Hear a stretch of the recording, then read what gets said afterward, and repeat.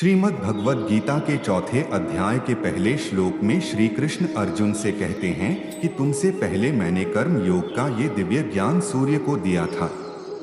सूर्य ने अपने पुत्र वैवस्वत मनु से कहा और मनु ने अपने पुत्र राजा इक्ष्वाकु को बताया था। इस तरह ये ज्ञान ऋषियों तक पहुंचा, लेकिन बहुत समय बीत जाने की वजह से मनुष्य लोक में ये ज्ञान लुप्त हो गया है। तू मेरा भक्त है और सखा है, इसीलिए मैं ये ज्ञान तुझे फिर से दे रहा हूं।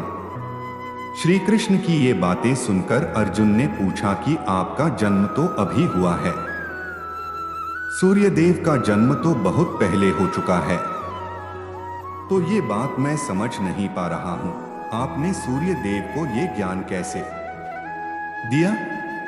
अर्जुन का प्रश्न सुनकर भगवान श्री कृष्ण कहते हैं कि मेरे और तेरे बहुत से जन्म हो चुके हैं। मैं उन सभी जन्मों के बारे जानता हूं, लेकिन तू नहीं जानता। मैं अजन्मा हूं, अविनाशी हूं। जब जब धरती पर धर्म घटता है और अधर्म बढ़ता है, तो मैं अपनी योग माया से प्रकट होता हूं। मैं मेरे भक्तों की, संतों की रक्षा के लिए और पापियों का अंत करने के लिए अवतार लेता हूं।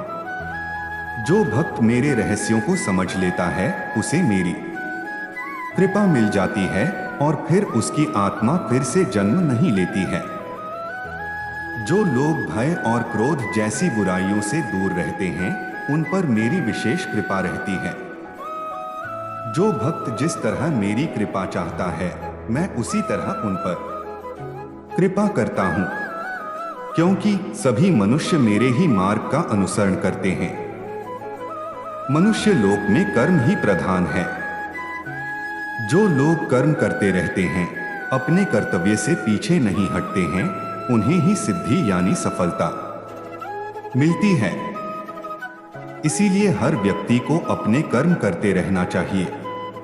कर्मों के प्रभाव से मनुष्य का कल्याण हो सकता है।